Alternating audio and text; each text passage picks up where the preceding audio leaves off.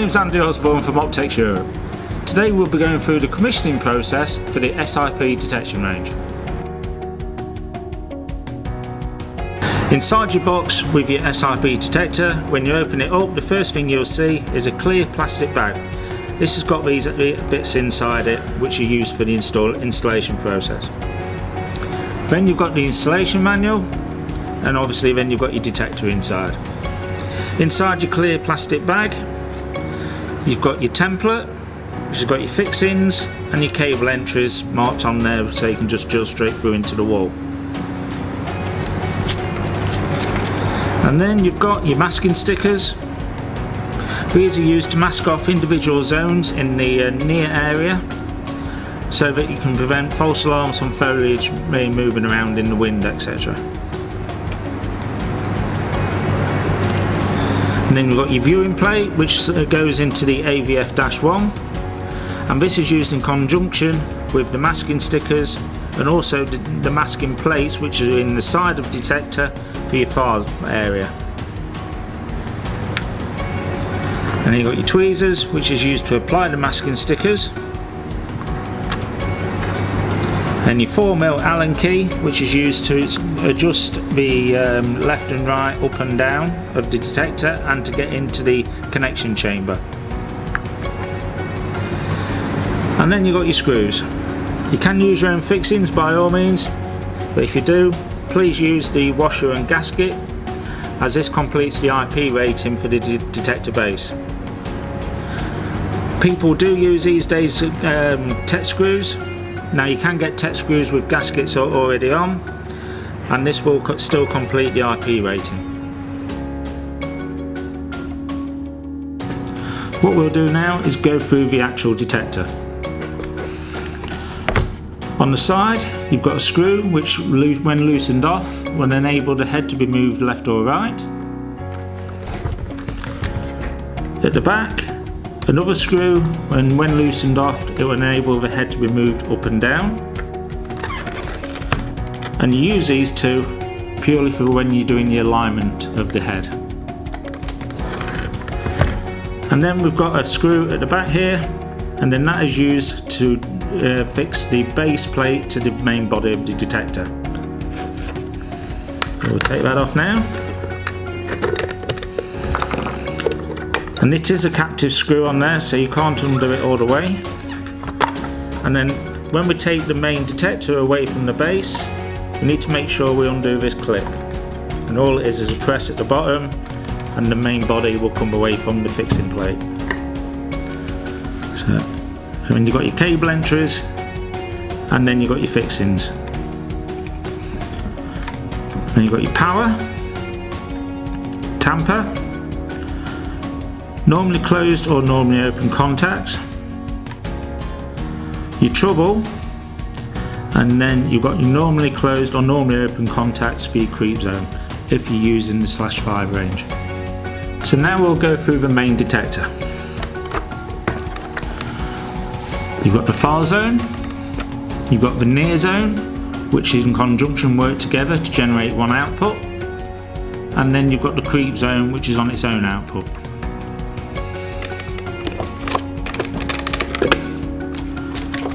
After you take the lid off, that exposes your white light filter and your dip switches for the sensitivity for each individual zone, and also your dip switches for your and/or logic, turning off your far zone, and then you've got your dip switches for your timing logic. If you take the white light filter off, then that exposes the mirrored optics. And just here, this is your active beam, which is used for your anti-masking. And then you've got your lid tamper. At the side, you've got your blanking plates. These are held in by the retaining sponges. And these pop out. And then after you've looked through the viewfinder, it will tell you which number you'll need to put this in to blank off the side. You have a blanking plate either side of the far zone and a blanking plate either side of the near zone. Again, this is on the 3020, 4010, 44 range. So this is the SIP-AT. This is an accessory which you'll need to purchase, which will enable you to commission the actual detector itself properly. Inside the box is the AVF-1, which is used for the viewing plates. And then you've got the AWT3. This is the audio walk tester, which is used so that you can hear what the pyros are seeing. So the AVF-1 is designed to go in the detector one way. You'll see that one peg has a groove on it and the other peg doesn't. So the idea being, the peg with the groove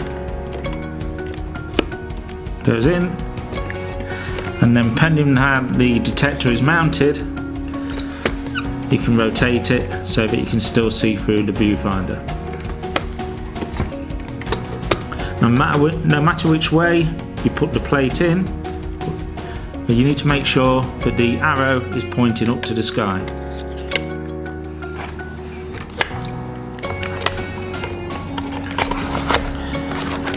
And then you've got your AWT3. This plugs into the detector, into this jack here.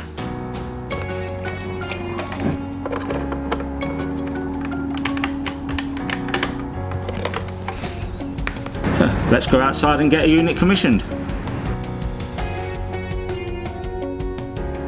Hiya, we've moved outside now to commission the SIP-4010, which is up on the wall behind me. First thing we need to do is check that we've got the right viewing plate for the actual detector, and to do that it is labelled on the top right corner. Now these plates come with a protective film on there. There's one either side, so you need to make sure that you remove the films, otherwise it looks like you're looking through a foggy screen. Now what we need to also make sure that when this viewfinder plugs onto the detector, that the arrow on the viewing plate is pointing to the sky. So that slides in there just like that. So what we'll do is now we'll go up to the detector, insert this, and we'll then start the alignment process. So the first part of the alignment process is starting from the detector position, using the measuring wheel, walking out 40 meters as it's a 4010 SIP detector.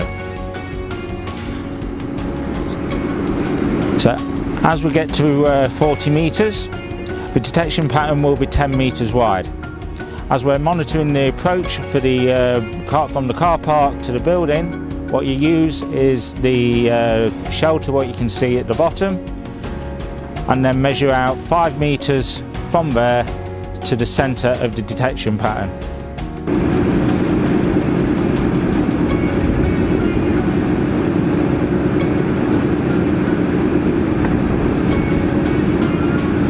So what we're going to do now, using the viewfinder, is align the detector head to where we've just wheeled out.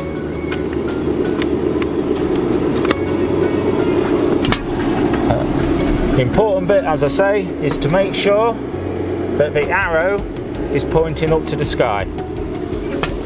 And all we do, using the left and right, up and down, is get the wheeled position in the centre of the far zone, which is your individual numbers on your viewing plate.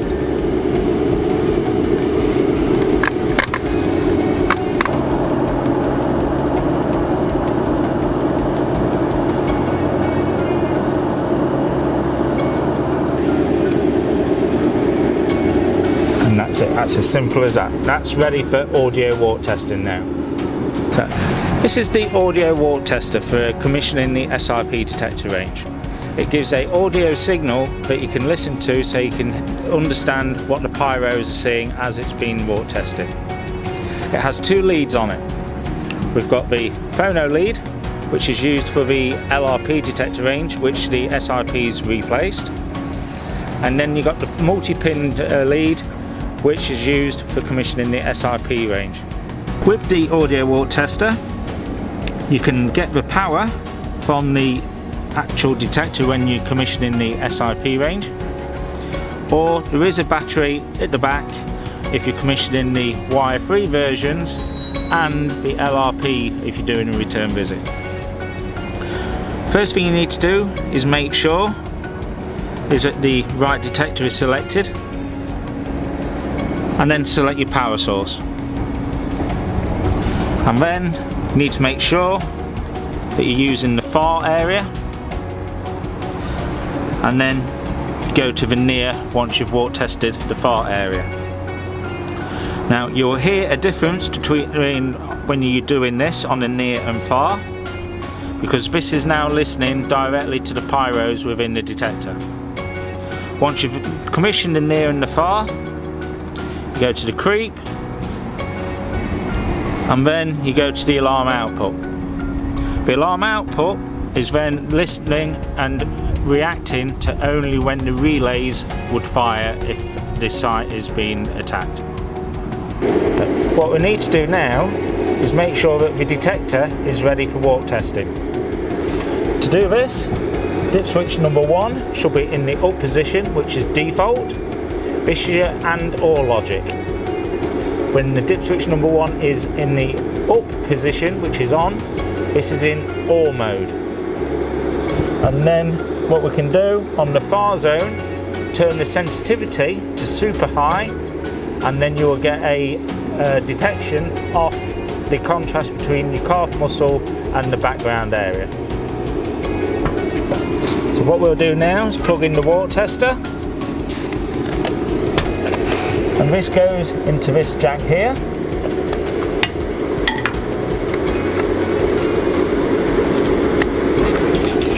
Wrap this around so that the walk tester isn't in front of the unit, and select your power.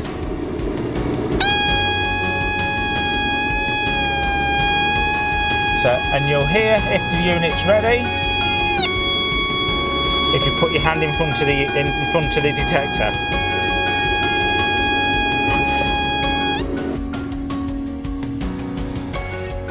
So what we should do now is get our test target to walk at 40 meters across the detection pattern to ensure that we are getting pickup on the far zone only.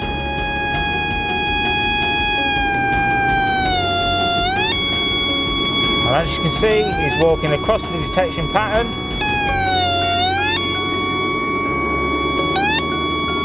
And we're getting a good pickup. Now what you would do, if this is on a site which is a fence line, is go outside the fence and walk behind the fence to ensure that we're not getting overspill out of the detection site. So what we're going to do now is zigzag all the way down for the length of the far zone until the unit stops picking up.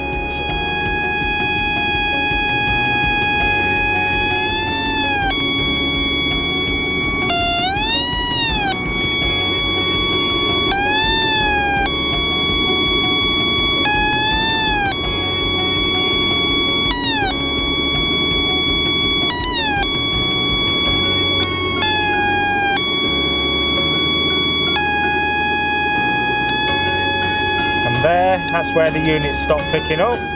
So you need to go back to find the exact spot of where they stop picking up, make a mental note, and then we move on to the near zone. So we turn the dial to the near zone, turn on the power, and then we get our test target to walk from the detector position away from the unit, zigzagging again, until the unit stops picking him up again.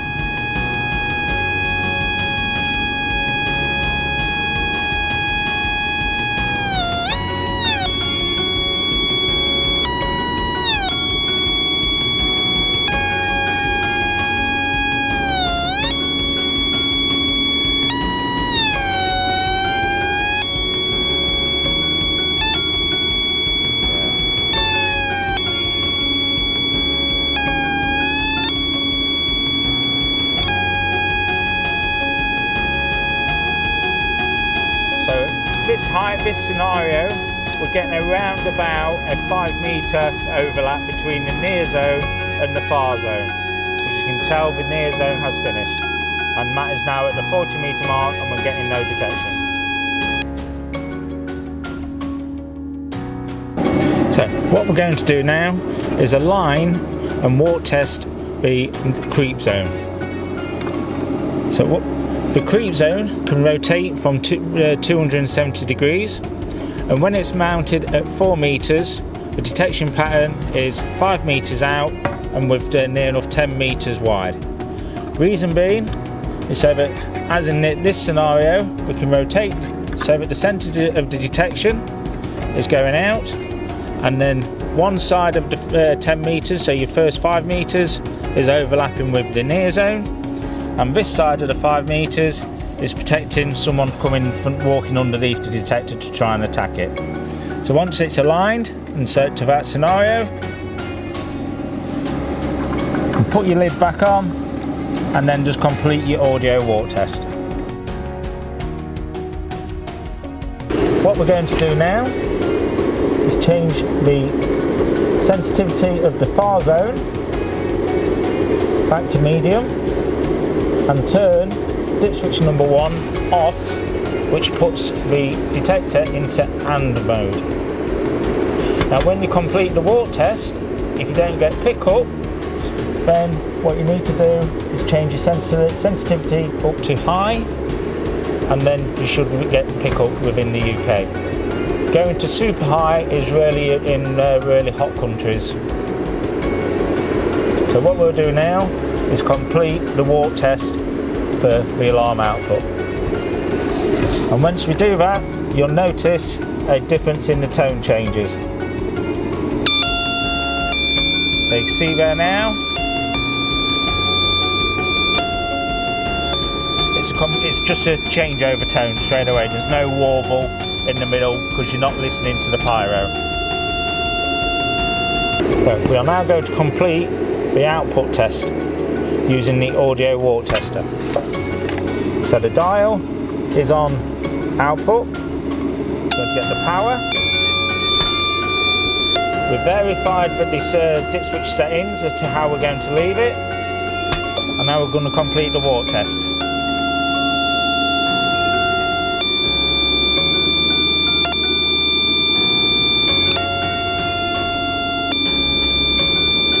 And all you do, you walk zigzagging the complete length of the detection pattern, and you should get pickup all the way as the target gets to the detector.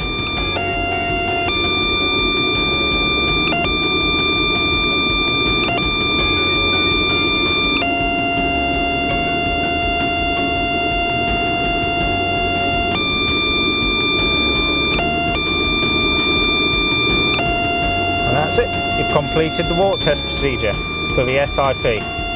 So what we're going to do now is seal the detector up. First of all, make sure that your fixings are tight for your up, down, left, right adjustment, and then replace the lid. Put the lid in at the top first and then push down, because it's got 2 clips at the top which retain the lid in its position. Now if you move the head after this has gone in, then you will get a tamper alarm, as the 3-axis accelerometer would have seen that your head has been moved. Thanks a lot for joining us today. Hope you found it informative. Now we do online training as well, so if you'd like to register for that, feel free. Thanks a lot again, and my name's Andy Osborne, and we'll see you next time.